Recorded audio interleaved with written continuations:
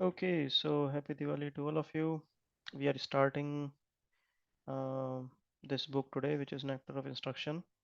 So what I'm planning, we have been discussing like one-time topics. I will start and then I will,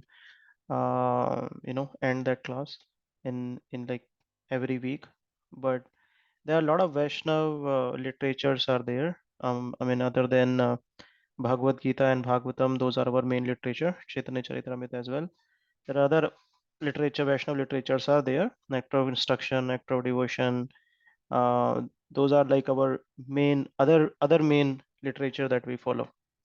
So what I thought that from this Sunday, from today up to probably 7 or 8 more weeks, every Sunday, we will try to complete this book, which is Nectar of Instruction. So every week we will take one or two texts of this book, and probably after 7 8 weeks we'll be able to complete this. So we'll get full, and then we'll also understand the importance of this book. So I'm hoping that all of you will relish the discussion of this book.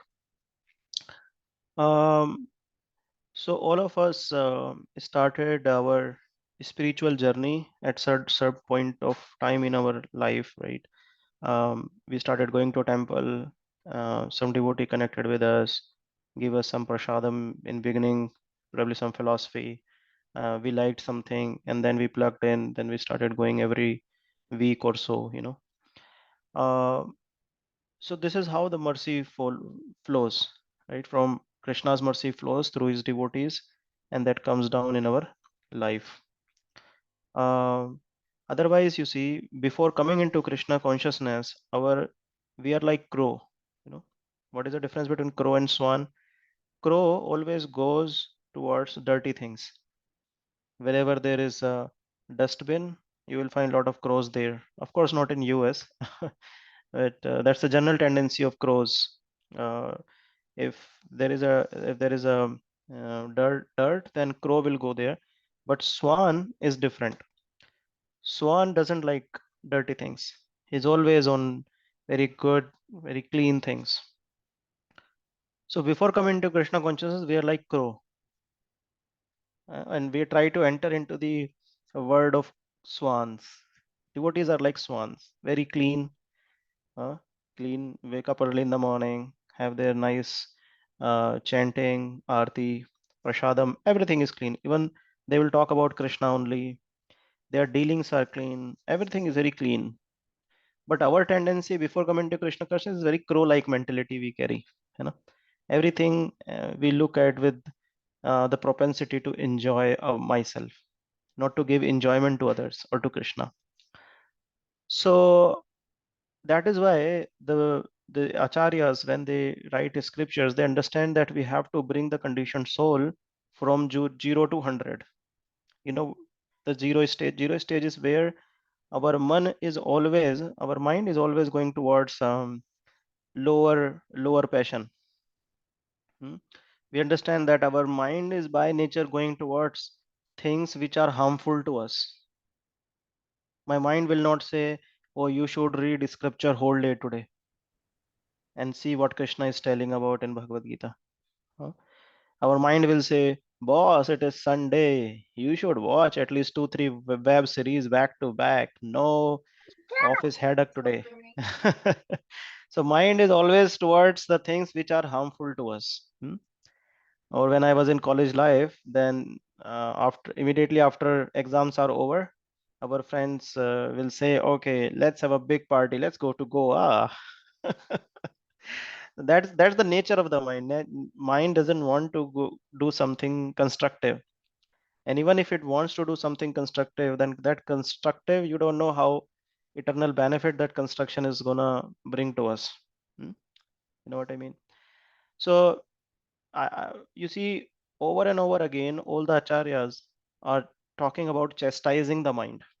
Bhaktivinoda Thakur says, you know, beat the mind in the morning, beat the mind from broomstick, and in the evening, beat it from shoes, which means keep beating the mind from morning till night, because that's the nature of the mind. It just takes something and keeps thinking about it and just creates some. uh, big thing out of it. That's the nature of the mind, and that's the nature of the conditioned soul. That is why when we start our first step in Krishna consciousness, we are like crow and we are trying to enter into the world of swans. Uh, This is the Ram Stuti. My daughter always hears, always asks me to recite this for her.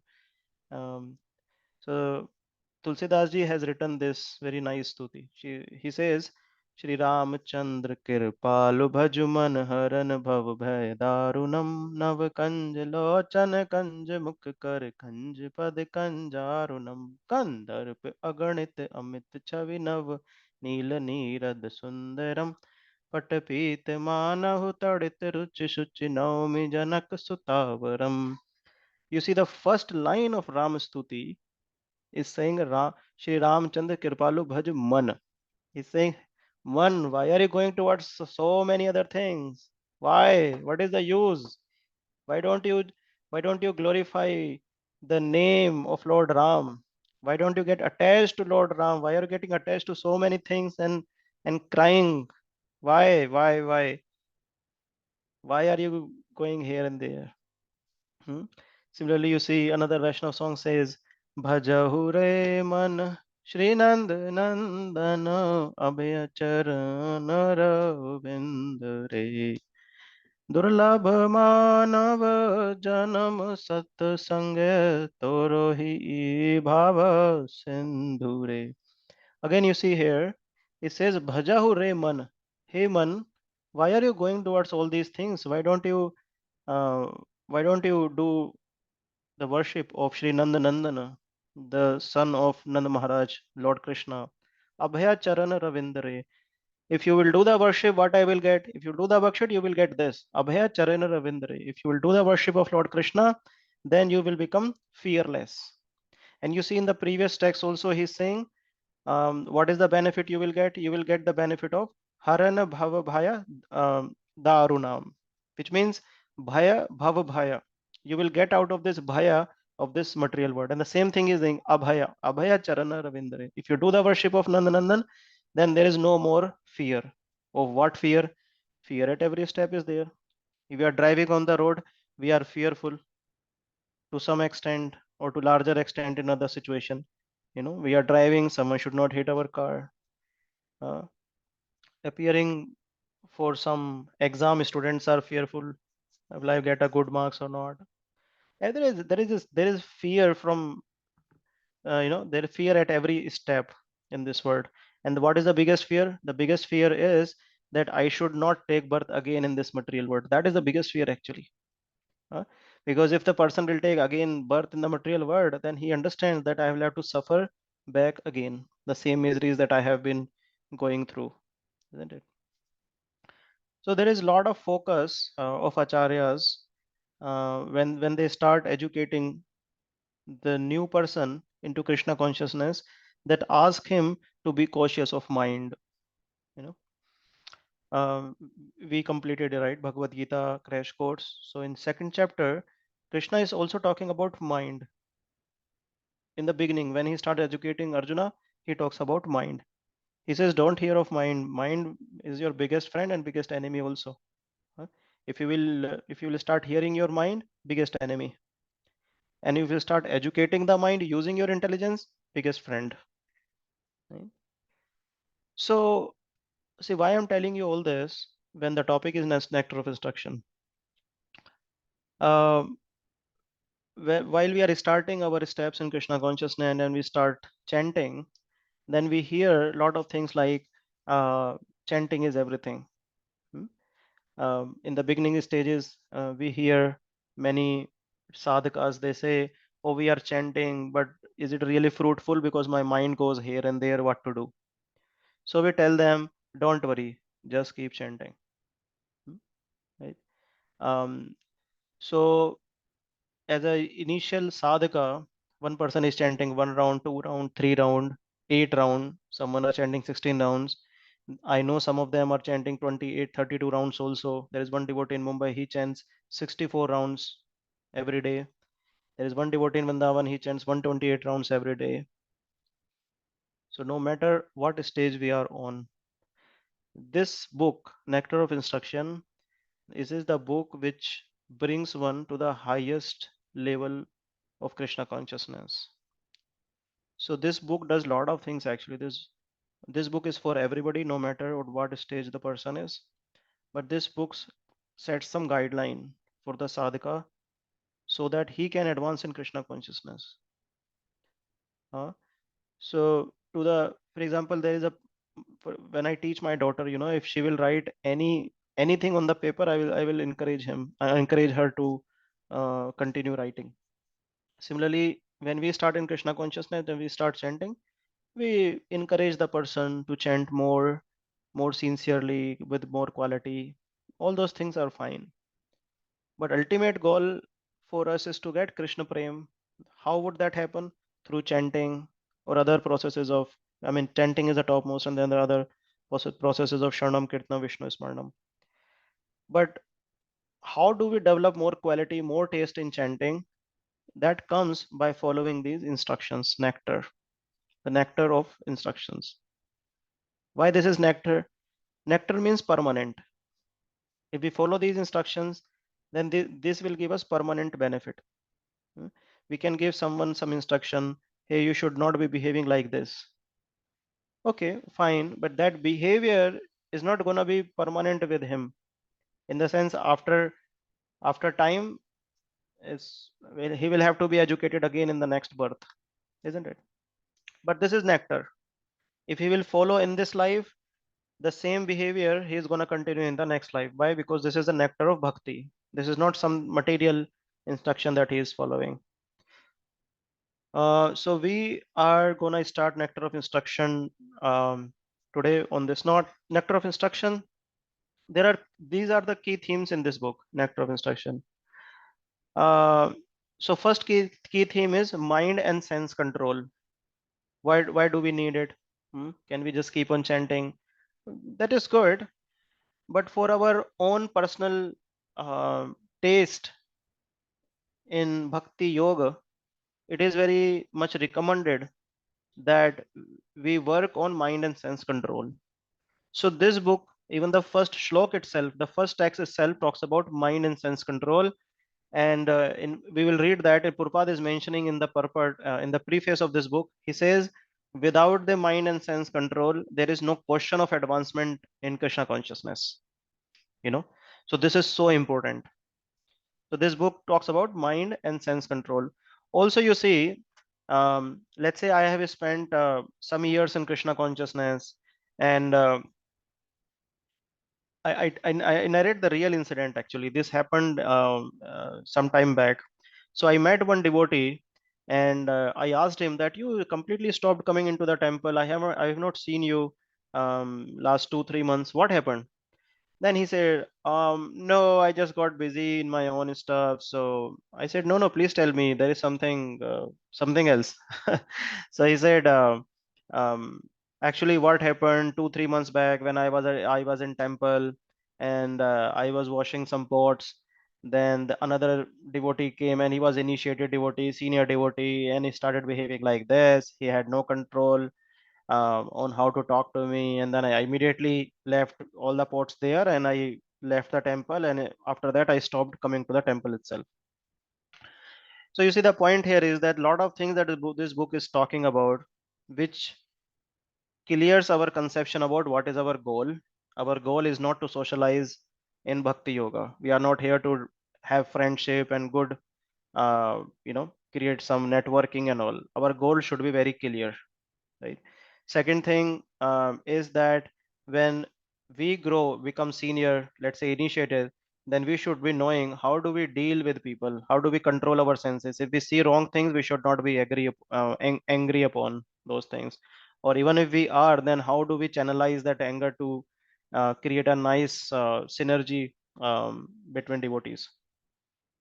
So that's mind sense so on this incident that I just explained, I want to show you the mind and sense control. How should we have it? Proper attitude. If we don't have the proper attitude, my attitude is to get some name and fame while I'm giving this lecture to you, then this will not help me to my Krishna consciousness. This might help me to gain some cheap popularity from all of you, isn't it? But if the, but what is the ultimate purpose of that? That will not be solved.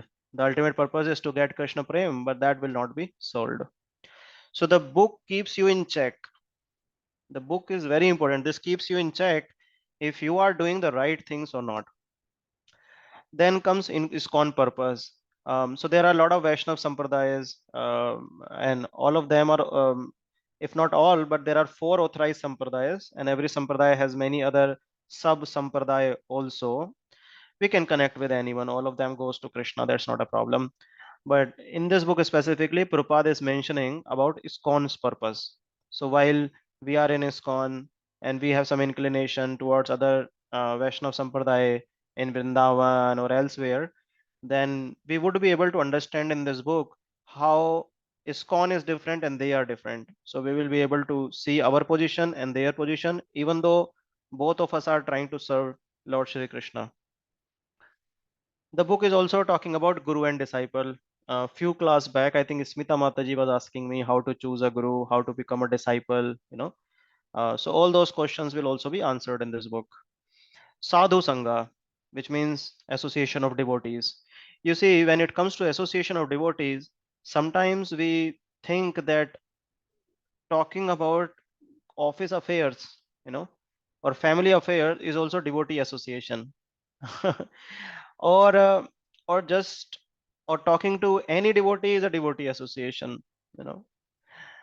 So this book will also explain what is the meaning of association of devotees and what is the ultimate objective of that. So once we know the objective and once we know the purpose, once we know which devotees we need to associate with, then we understand the value, the overall value of association of devotees. So this book is going to cover about sadhu sangha also. um, and then the book will cover about devotees, the kinds, behavior, and qualifications. Uh, this April, a devotee joined my ISKCON, I mean Bhagavad Gita crash course, and he started coming very regularly. And immediately he stopped coming. I got like, what happened suddenly to him? And he was a new devotee. Then I talked to him. After the crash course got completed, I talked to him. Then I realized that he heard something about me from some other devotee, and then he made up his mind that better I associate with other group. So what I'm trying to say with this example, that as a new person in Krishna consciousness, if we very quickly come to know that what who are devotees actually, if we come to know and how do they behave, why do they behave, why I should not be concocting around the behavior of devotees, then it becomes very easy to survive in Krishna consciousness. Otherwise, many of my friends I know, they started Krishna consciousness with me, but then some of them, very few of them though, due to some issue or other, left the movement. Why did they do so? Because because of two things. One, either the purpose in their mind was not clear when they connected in Krishna consciousness. For them, it is another club of socializing with people. And when the club was not helping them in their sense gratification, then they thought, okay, let me leave this club. you know or or probably they were like, okay, like in office, they thought it's like an office where you like certain kind of people, so you talk to them. You don't like certain kind of people, you don't talk to them. No, it's a ISKCON is like a spiritual word where we have to develop friendship with everyone, and we also have to understand our position and others position also, so that we can reciprocate to them in that way. Hmm? Like you are boss in the company, so you know how you have to deal with your peer, your junior and senior. So similarly in devotee sangha, devotee atmosphere, we have to understand the behavior the different devotees will do, and then how do you deal with them. And why are we understanding all these things? Mind and sense control, attitude, ISKCON purpose, guru, disciple, sadhu, sangha, devotees. Why are we doing all this? Because we want to nourish our bhakti. We don't want to kill it. We want to nourish it more and more and more. So we'll discuss that topic as well. So in that particular the topic bhakti, will discuss the different stages of bhakti, mm, the development of bhakti. So this book is looks like very heavy book, but it's not heavy. In fact, I'm sure all of you are gonna relish this book a lot, and I'm sure this book will definitely help you all in your Krishna consciousness. This is the book for lifetime actually. No matter what stage we are, and this is a if I don't know how many of you have this book or have seen it. This is a very small book, very thin book, but it has a lot of content. Okay. So I hope this is available at the bookstore in the temple. Yeah, We yeah, yeah, picked yeah, up yeah. somehow we didn't get this last time. We'll check again. So if it's available, we'll get it. Yeah. Yeah, yeah, it's available here. Mhm. And there is a, do you know this Veda based link, vedabase.io? Puram, have you got Vedabase.io? Yeah, No, I no, mean, we I haven't gone personally about that. prefer to have a hard copy, but if Okay. until you get a hard copy, you can read from this link also. Let me ping you all over chat. Give me 1 minute. Mm, yeah, there you go. You got that, Jaipur? 1 second. Yeah, we should have got. Yes. Just like that. Let me, Vedabase.io. Okay. vedabase.io and then library, then NOI. NOI means nectar of instruction. Okay. All right. Got it. Thank you. Yeah. So I mean, preferably hard copy, but until you get it, you can go through it. Yeah. Right. Okay. Okay. So this is the cover. I mean, still today they are using the same cover, which is nice. This is the Samadhi of Rupa Goswami. We'll discuss who Great. Rupa Goswami is. Okay, so nectar of instruction in short is about how do we make a neophyte devotee to a Goswami. See, the level of nectar of instruction. Nectar of instruction starts with making you Goswami. When I first heard it, I was thinking that, well, what is after that? I mean, Goswami is the topmost stage. What after that? But no, it starts with making us Goswami and then it takes you to pure devotee. There is a difference. Uh, so neophyte devotees, like every sadhaka, that whoever starts in Krishna consciousness, and so all of us are neophyte devotees. We are practicing, understanding the philosophy slowly, slowly.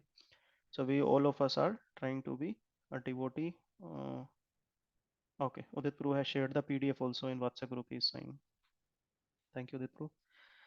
So all of us are at this stage of being, I mean, neophyte stage of our Krishna consciousness. So how do we proceed from this neophyte stage to becoming a Goswami?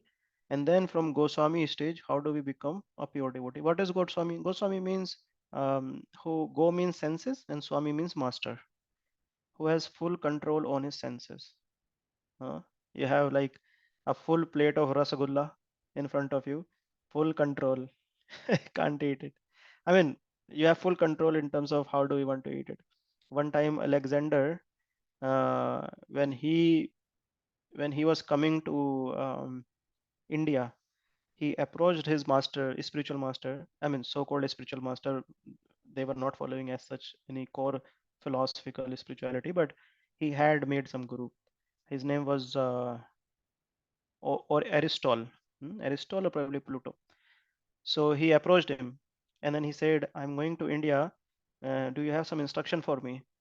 So his guru said, "Boss, you have taken everything, hold the word, but leave India because India is not the place you should be going."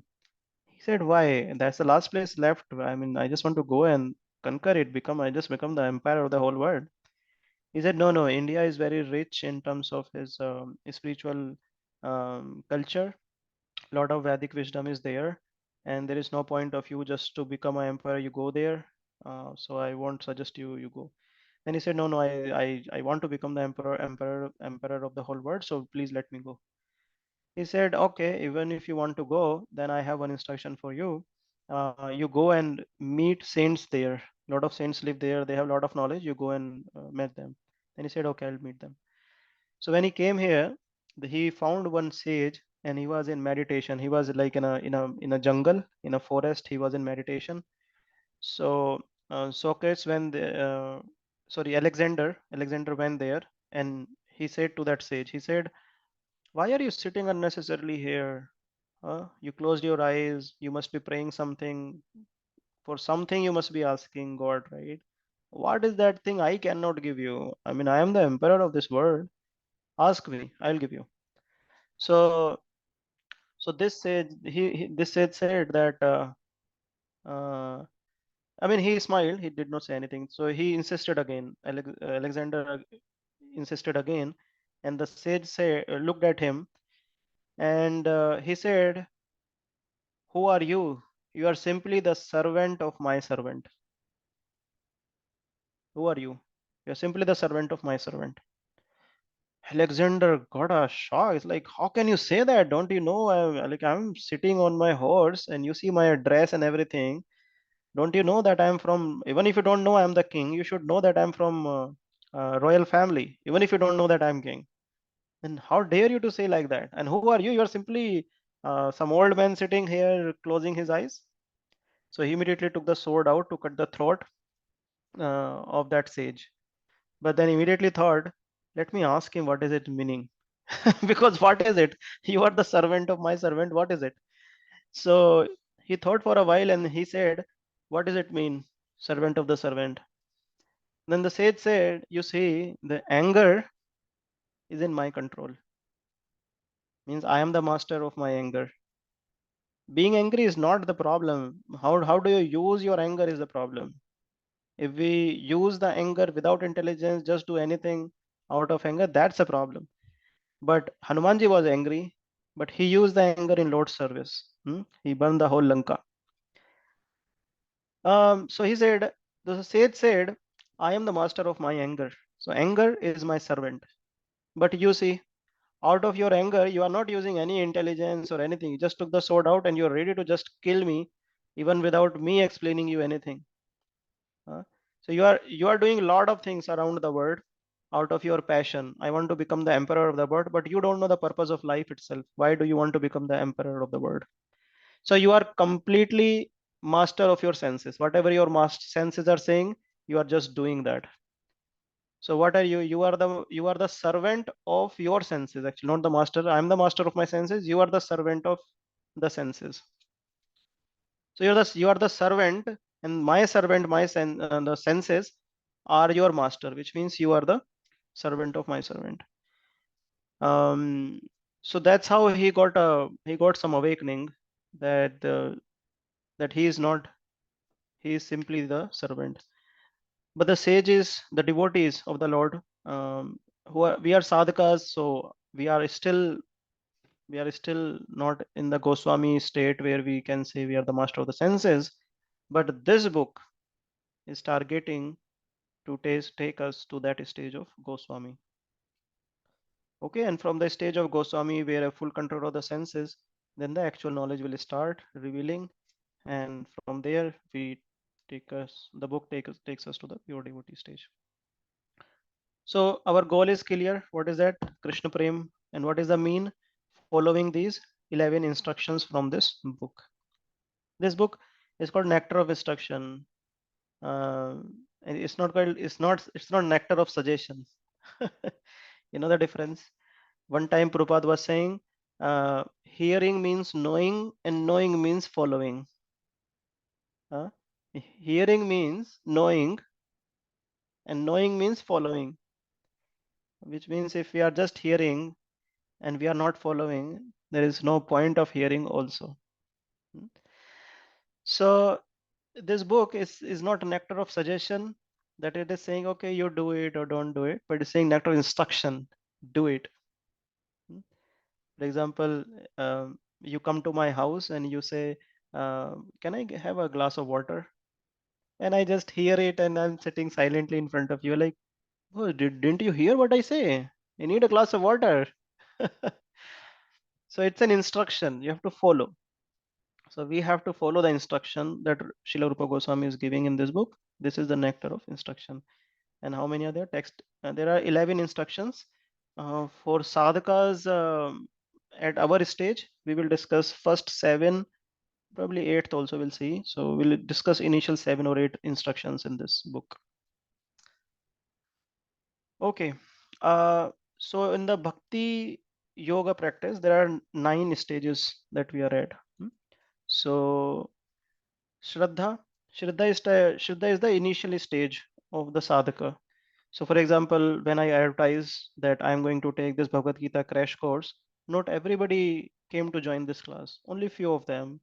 I know I got like 70, 80 registrations and 25 people started coming in the class and eventually 7, 8 were left who completed the course. So Shraddha is that factor that drives a person to do some spiritual activity, any activity that you talk about. And like Krishna says in Bhagavata, Bahunam Janmanam Ante, after many, many births, someone comes to Krishna. So it takes lot of Shraddha for one to take a step towards Krishna consciousness. Even to register that I'm interested in course, he must be having a lot of Shraddha. But even after registration, getting plugged into this course and become regular and completing, lot of Shraddha is required. It's not easy. It's not easy. So whenever you feel demotivated, this is the this is the point you can always remember, that Radharani will not engage any person into Krishna's service. We are very blessed by Krishna and Radharani that we were given opportunity in our previous lives, that we incurred so much Shraddha by His grace, by His mercy, that we get enter into this world of swans. So it takes a lot of Shraddha. Then what happens with the Shraddha? Actually, Shraddha, we can use Shraddha for sadhu sang. That is the next stage, association with devotees. See, two people can have weapon. Um, like a, a criminal can also have a weapon, and a police officer can also have a weapon, but both are using it differently. One constructively, other destructively. So having Shraddha is not enough. So many people have a lot of Shraddha. But how do we use Shraddha in the next stage? That is very important. And that is Sadhu Sangha. What is Sadhu Sangha? Means association of devotees, like this class. I'm speaking, all of you are hearing, then all of you are asking questions. I am also trying to respond. This is the association of devotees.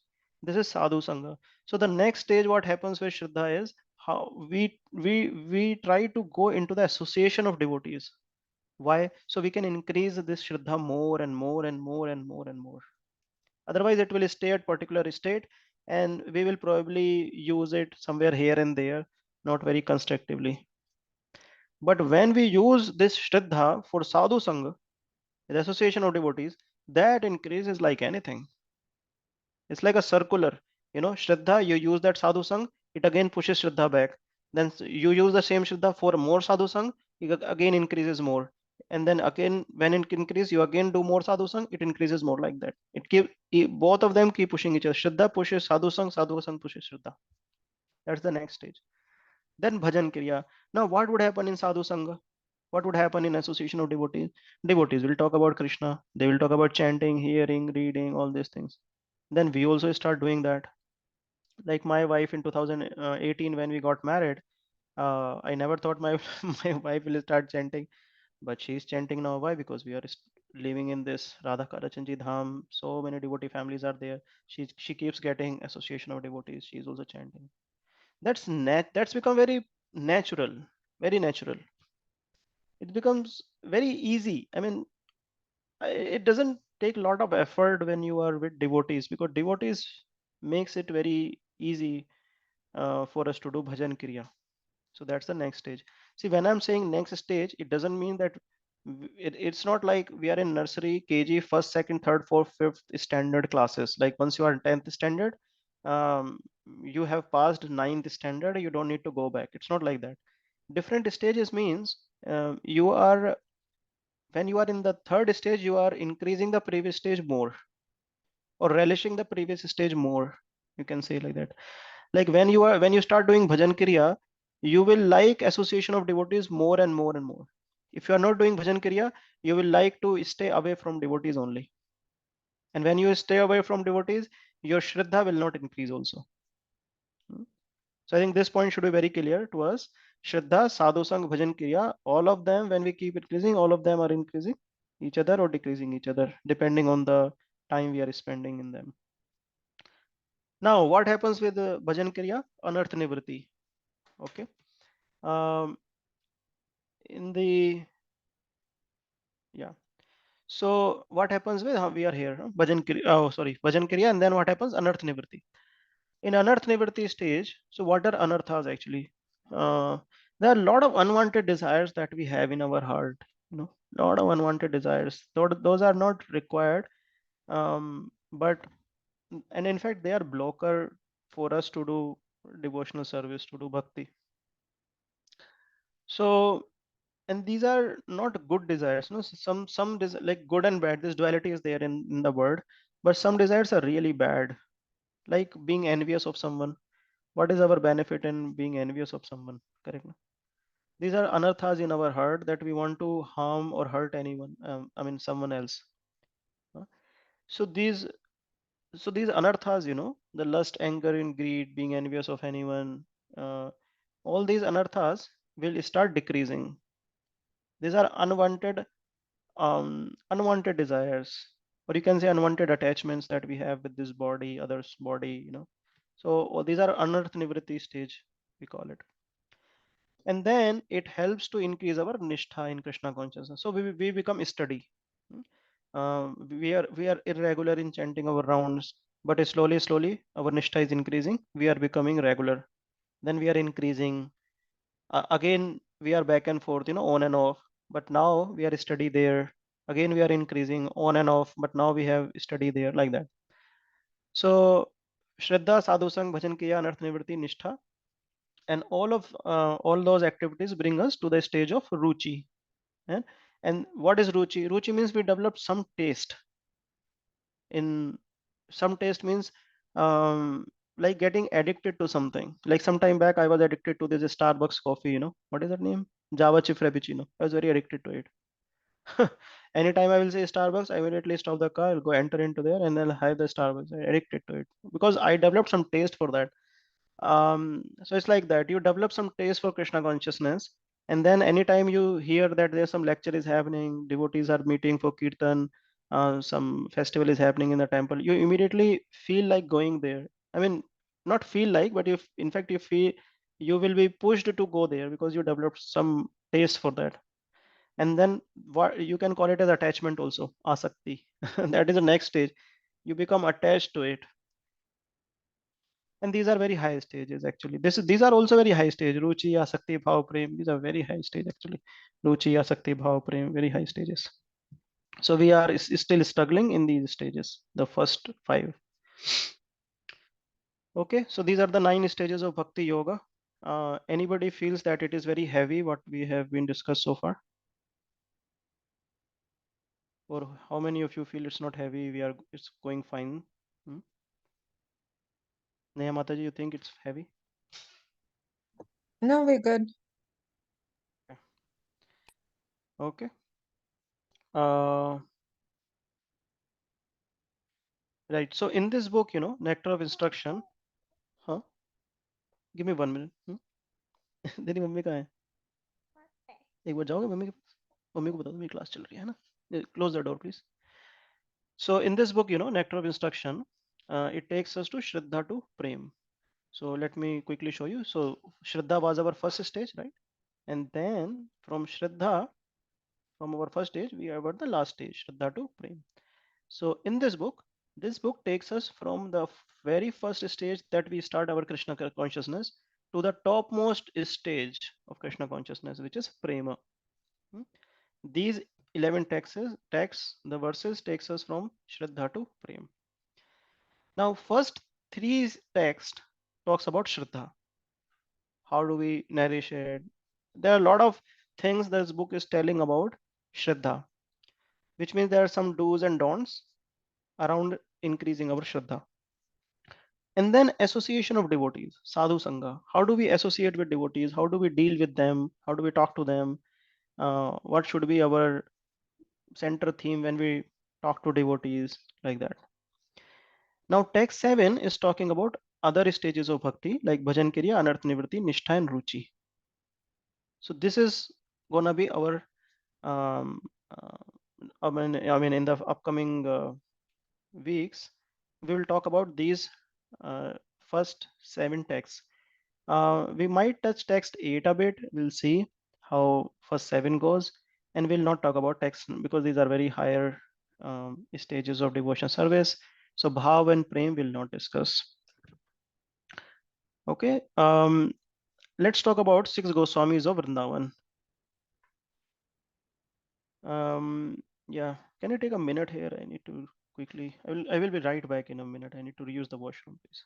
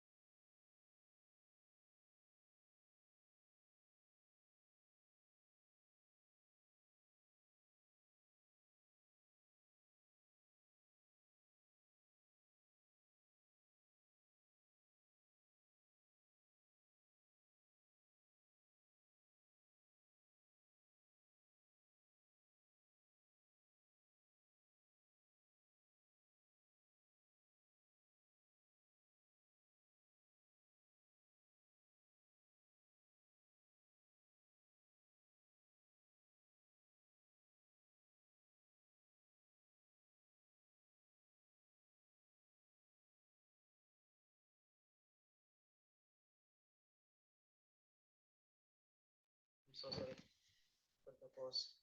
So, right, so yeah. Prabhuji, your voice is not coming so clear now. Its volume is low. So, if you Uh, remember, when we were talking about, when we were discussing about Bhagavad Gita, we discussed the Guru Parampara system that Krishna gave the knowledge to Vivaswan, Vivaswan gave that knowledge to Shvaku, and then this knowledge, the transcendental knowledge, is coming down into disciplic succession from starting from Krishna and down to his disciples. Then his disciples became Guru, then they have another disciple, their disciples became Guru, and then like that Guru Parampara system we call it. But because this disciplic succession was lost, Krishna 5000 years ago gave this knowledge to Arjuna. But same Krishna, the Supreme Personality of Godhead, comes into Kali Yuga as Chaitanya Mahaprabhu. There are different purposes of Chaitanya Mahaprabhu. One of the purpose of Mahaprabhu was to give this nectar of bhakti to everyone without discriminating.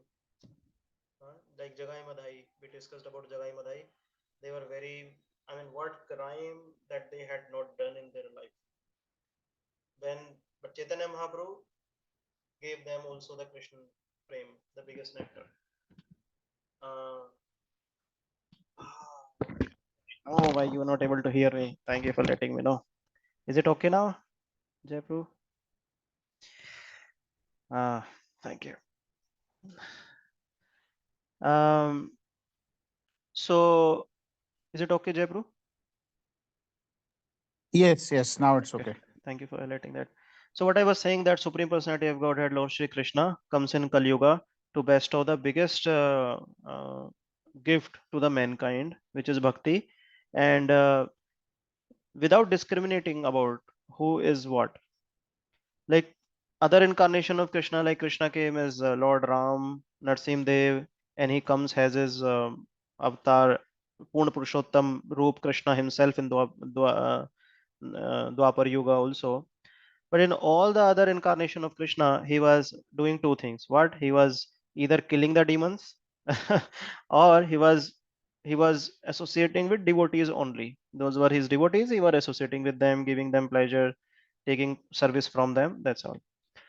But this incarnation of Krishna, Chaitanya Mahaprabhu, was actually associating with everybody without discrimination and giving everybody this love of Godhead without discrimination who is what. Like in case of Jagai Madai, can you imagine that Jagai Madai, those were so sinful. What was the crime that these two people had not done? And in full quantity, too much of everything. So Chaitanya Mahaprabhu, when he liberated Jagai Madhai also, that time even Yamraj and Chitrakoot in Yamloka, they also started dancing. How come is it possible? Because they were not able to maintain the record of the crimes of these two personalities. They were so sinful. They were tired of maintaining those records. But Chaitanya Mahaprabhu even liberated these two people also, which means he gave them also the Krishna Prem. And so by looking at the mercy of Chaitanya Mahaprabhu, even Yamduta and all the Yamvasi, they also started dancing. That how now here is the incarnation of Lord Krishna, who is bestowing his mercy on every fallen soul. Right? So the same Sri Chaitanya Mahaprabhu accepted disciples in Guru Parampara system. So these are his six disciples. Some are direct disciples, some are indirect disciples in the sense they were following Chaitanya Mahaprabhu as is. So Srila Rupa Goswami, Srila Sanatan Goswami, Srila Gopal Bhatt Goswami, Raghunath Das Goswami, Raghunath Bhatt Goswami, and Jeev Goswami. There is a nice book named as Shut Six Goswamis of Vrindavan. A small PDF is there. uh, I'm thinking of starting a class also, if you would like to join, explaining the biography of each of these Goswamis. So we might take probably six classes, 1.5 hours each, to discuss about all these Goswamis. So anyway, so all these Goswamis were the direct disciples of, disciples of Sri Chaitanya Mahaprabhu, and they are the pioneer in establishing the Vaishnav parampara again. Lot of after they left, there are a lot of paramparas we have today. A lot of mutt are there. So ISKCON is following the footsteps of Srila Rupa Goswami. Why? Because Srila Rupa Goswami is like the head of all the Goswamis. He has written a lot of literatures. So we'll discuss about Srila Rupa Goswami in a minute. Srila Narottam Das Thakur, who is also one of our acharya, has sung this.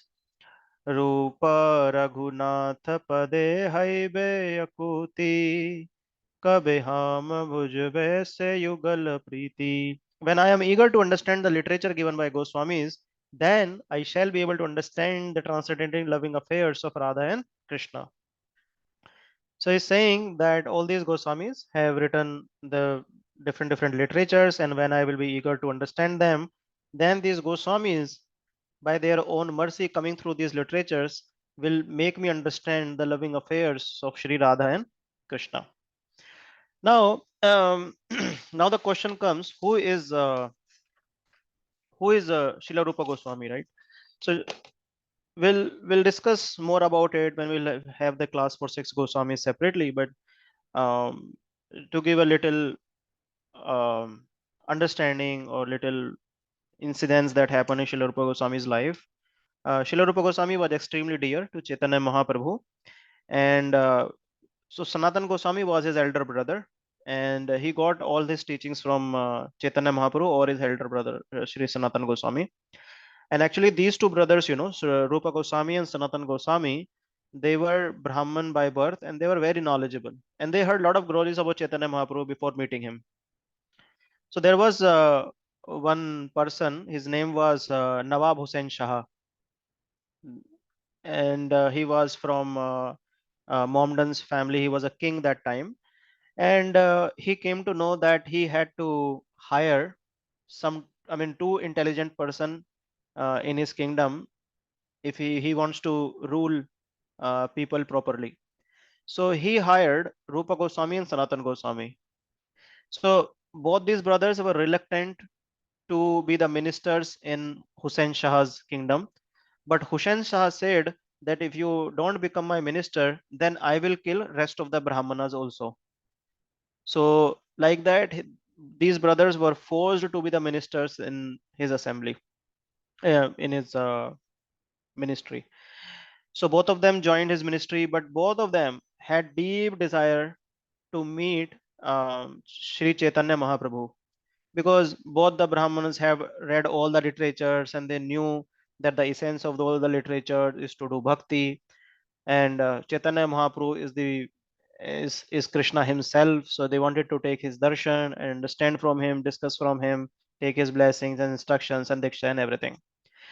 Um, so at a very young age, in the second paragraph, at a very young age, they had become quite learned in all the scriptures, having heard of the glories of Sri Chaitanya Mahaprabhu. Shri Rupa Goswami had written a letter to him. So here you see we are saying Shri Rupa. Why? Because he is still in the young age. He has not been entitled as Goswami yet. So as a young age, he is being called as Rupa. So he had written a letter to him. Him means Chaitanya Mahaprabhu, praying for his darshan. In his reply, Mahaprabhu explained to him. Now you hear the instruction from Chaitanya Mahaprabhu. This is very nice actually. So Mahaprabhu is saying, as a woman who is attached to another man makes a show of being devoted to her husband. So that woman is doing some drama at home. Oh, I am very devoted to my husband, but in her heart, she is meditating on some other man. So, like that, Mahaprabhu says that you internally attach to the lotus feet of Sri Krishna, and externally you make a show of being engaged in your worldly duties. So, Krishna will bestow his mercy on you very soon. So, he's saying that don't try to meet me. You are at this stage.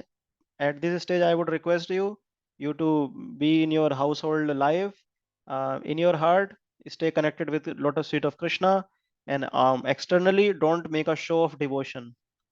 Hmm? We do opposite actually. Mahaprabhu, what Mahaprabhu is saying, we do exactly opposite. Externally, we show that we are very devoted, and internally, we are devoted to lot of material things. When other, but Mahaprabhu is saying internally you connect with Krishna, and externally you show that you are connected with the world. That was the first instruction Rupa Goswami got from Chaitanya Mahaprabhu.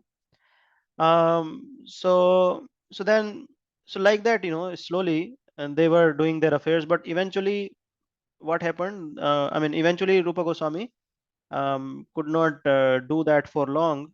That means when he was in the when he was the minister with Hussain Shah, one day he just ran away, and he met Mahaprabhu in Prayag, Allahabad. He met him. So that time Mahaprabhu gave him lot of instructions. So let's see. So so Mahaprabhu actually had a discussion with Rupa Goswami for 10 days. Like we have, Bhagavad Gita crash course for 4 weeks. Mahaprabhu Mahaprabhu started, I would say, more shorter crash course with the Rupa Goswami, just 10 days session, just 10 days session. Now, what was the 10 days talking about? He's talked about self-realization. So there were a lot of things that was discussed. I'm just trying to categorize it in 5 categories. One is self-realization. Self-realization means you are not the body, you are the soul. The soul changes the body. I mean, transmigrate from one body to another, and the other body depends on the consciousness that we carry in the present life. So, like that, all the things about this, and the discussion about self-realization was concluded saying that Jivara Swarup Hoy Krishna Nitya Das, which means Jeev Mamavansha Jeev Loka. Krishna is saying Mamavansha Jeev Loka Jeev Bhuta Sanatana. Krishna says in Bhagavad Gita that Jeev is my Ansha, my part and parcel. Similarly, Krishna, when he comes as Chaitanya Mahaprabhu, he tells Rupa Goswami in the first topic, self-realization, that Jeev is eternal servant of Krishna. That's all. So eternal servant of Krishna means Jeev is supposed to serve Krishna. That was self-realization.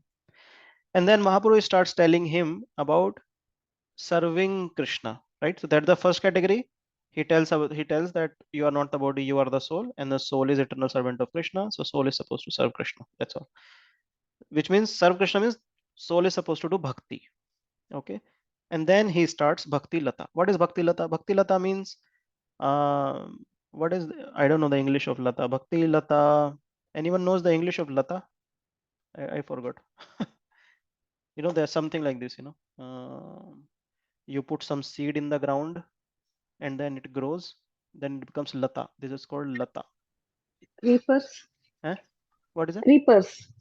Creeper, no? Yeah. Okay, that's a correct, correct, correct. So this is Bhakti Creeper. So he says that we have to grow this Bhakti Creeper. So when the seed is implanted in the heart, through different ways. Some gets this seed through prasadam, some gets this feed through philosophy, some gets this feed through uh, other ways, kirtan probably. Yeah. So this seed is implemented and then it starts growing. It creeper like a creeper. It grows, grows, grows, grows, become a tree, and then it touches the spiritual world, and it like it gives the fruit of Krishna prema. Touches the spiritual world means you become fully Krishna conscious. Then the person is now touched the Krishna's lotus feet, and he's 24 by 7. He's into Krishna consciousness. That's how that first the fruit, like the fruit comes from the tree, that Krishna prem, full the full heart becomes Krishna conscious. Now no more affair of this word left for that person to do. Fully Krishna conscious. So how when we grow this bhakti lata, from this beginning stage we are at, all of us are at, and while we are practicing Krishna consciousness, and when we are trying to grow this bhakti lata, uh, there are two questions that we have to keep. That's the third topic. Oh, what are those two questions? See, the first, why I'm telling you these questions are very, very important actually. If we don't keep these questions, we might spend hundreds and thousands of years in ISKCON, in Krishna consciousness.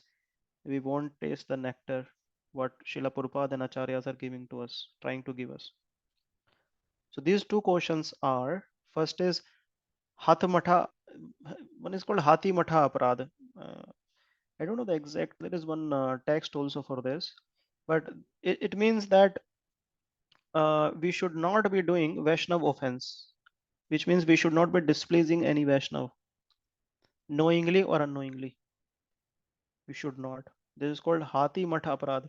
It's like an elephant just start running in a garden. Then what would happen? What would happen to all the creepers in that garden? They will be uprooted. Uprooted. Every lata will be uprooted. So similarly, uh, when one commits Vaishnav offense this and displeases any Vaishnav, then it is very displeasing to Krishna also. And this Bhakti Lata Bij is like burnt in the heart or uprooted out. And then we feel like, what did I do? And we get so confused. That is why the understanding the philosophy is very important, because sometimes we start chanting 16 rounds and then commit some Vaishnava offense and the person is lost, becomes very difficult. That is why I thought I discuss this instruction, the nectar instruction with all of you, so that we become, while we are at the initial stage of bhakti, we become little cautious, that we have to safeguard this bhakti lata that we are trying to grow slowly, slowly. So that is the first question. First question is, we don't have to displease any devotee, no matter he's like very first person that we saw in the temple, like he's very new. No, that doesn't matter. Or he has been very senior, that also doesn't. We don't have to displease any devotee. Otherwise, it's like Vaishnav offense is like, um, you know, elephant uh, running in the garden where we are growing our bhakti lata. It will kill our bhakti. Okay, the second question is unwanted desires. So what happens when we start practicing bhakti yoga, the other, like you are growing any, you are trying to grow any seed, the creeper is coming out, then weeds also come, correct? Na? The weeds will also come. And if you are not removing those weeds, then what would happen? It will block the growth of creeper, isn't it? Hmm? If any of you doesn't agree with me at any point, please feel free to interrupt and ask. I will be more than happy to explain again. So when we are trying to grow any creeper, the weeds are also coming, and if we don't remove the weeds, then they will block the growth of creeper. Similarly, when we start practicing bhakti yoga, we start chanting Krishna's name, start attending temple or these programs like this, and we start growing our bhakti, then unwanted desires also starts coming. And believe me or not, these unwanted desires look like devotional desires. They will look like devotional desires, but they are not devotional desires. And because they are not devotional desires, they will block our bhakti. I give you an example. For like, if you are getting a desire that आज हमारे Laddu Gopal, today our laddu gopal will eat kheer, or tomorrow I will cook this thing for my laddu gopal. So it immediately should give us a check that does my laddu gopal asking me to have all this, or it is me who wants to have all these pakwan, who wants to have it, and I'm putting Krishna in the center uh, for my sense gratification. Like long time back, one of the devotee was saying that we were in India and he was trying to come to on site. I mean in US. So he was saying that I want to go to US. I said why? He said because when I will go to US, I will meet lot of more advanced Vaishnavas. So my bhakti will grow. I said all these Srina Vaishnavas they come to India only. There are so many already in India. They don't go to US. Why don't you take association from them? So the point is we start getting a lot of unwanted desires and we try to fulfill them keeping Krishna in the center, and they are blocker for Bhakti Lata Beej to grow, the Bhakti Lata to grow. They are like blocker. So we have to be cautious of two things. One is Hathi Matha Aparad, which is Vaishnava offense, and second is these uh, unwanted weeds or weeds that block the growth of this Bhakti Lata, unwanted desires. The fourth, give me 1 minute. Let me check the time. Oh, we already six. So I will quickly wrap this up, probably in 5-10 minutes, and then we'll stop the class. The fourth level that Mahaprabhu, the fourth topic that Mahaprabhu discussed was level of prema. So Mahaprabhu explained him different level of prema that happen in this material world, and then he told about Madhurya Ras, the prema that Krishna had with gopis, and then he explained the difference between the love that Krishna and the gopis had, and lust or the so-called love that we see in the material world. Some people might argue, they can say, hey, what is the difference between Krishna loving so many girls and I am loving so many girls? What is the difference? So Mahaprabhu is telling there are three problems in there. The love that, this is not love actually that we see in this material world, it is lust only. But we are still calling it love so we can understand it better. Okay, so the love that we see in this material world has three problems. Mahaprabhu is teaching. One is it has carnality. Carnality means it is on bodily level.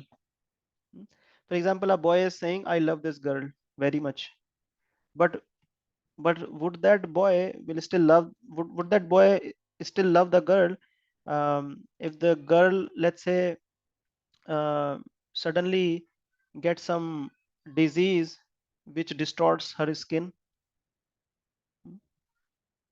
It's on very much on bodily level to satisfy his bodily desires, or probably subtle, I mean sensory desires. It might be on the sensual level also. Probably, let's say girl is not very good looking probably, but very wealthy. Oh, it satisfy my desire of my mind. My subtle senses are satisfied because I will get a lot of money. You know what I mean? So carnality is one problem with the love that we see in this material world. It means it is on a bodily level, either subtle body or gross body, but it is satisfy those two bodies only. The second problem that happens with this type of love is superficial. This love is superficial. Superficial means um, if it is not satisfying my ego, then immediately love is broken, lust is broken. Whatever you, I mean, this material love or lust is broken. So this is called superficiality. and that's called impermanent. 10 more minutes. Yeah, thank you. So, and the second is called superficiality. Superficiality means if it's like scratching backs. You scratch my back, I scratch your back, and we are good friends. So the day you will stop scratching my back, I will immediately started finding faults in you, and that so-called love exchange is broken. You know, no more I love you, no more you love me. Correct? Na? It's called superficial.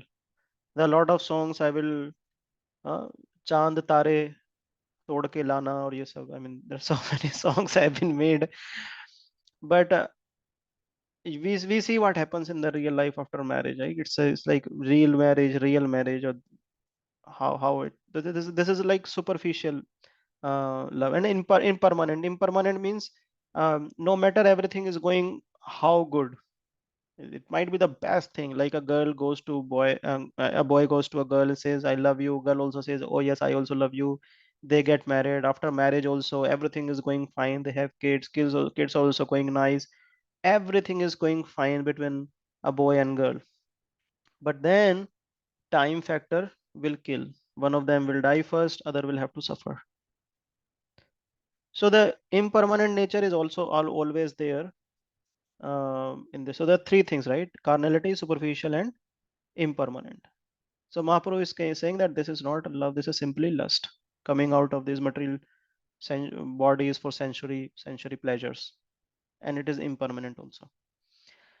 But on the other hand, if you see the prema that Krishna and between Krishna and gopis, that's eternal love. No gopi is saying, "Oh Krishna, you got married to Rukmani. What about us? That's so bad." No one is saying that. So this is eternal love. It's not on the bodily platform. This is the love that every living entity uh, wants to do with Krishna. But because they don't know about Krishna, they start using this loving propensity with other people, and that's where it is not satisfied, and we feel uh, morose or cheated. Right? So there's a level of prema. There are different elaborations also about these levels. Probably we'll discuss that sometime. And then Mahaprabhu talks about rasa tattva. So this, oh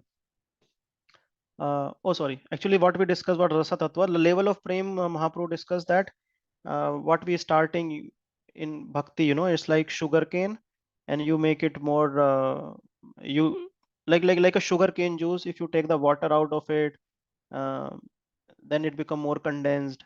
Then you can make jaggery out of it. Then more, if you take more water out of it, then it can become like a sugar candy out of it. It's like more condensed like that. So the prem that we are trying to achieve with Krishna, so our initial prem is very mixed with a lot of material desires, and when we practice bhakti, then these material desires go out. Then we are at certain stage where that prem is also having some subtle desires. Then we practice more subtle desires also, slowly start going out, and then we come to that stage where there is solid Krishna prem is left, like that. So these are the level of prem. And what we just discussed about carnality, all those are like rasa tattva, different rasas that Krishna Mahaprabhu talks about with Rupa Goswami. Yeah, this is one pastime. Probably we'll discuss this in the next class. I just wanted to highlight the position of Rupa Goswami, who is the author of this book, Nectar of Instruction. If you will, I already pinged you the link on the group chat. Please go to that link and read the preface of this book. This is very important that we go through the preface so that the mood is set when we are going to read this book from next class onwards. Sorry, I took a little time today, had some disturbance.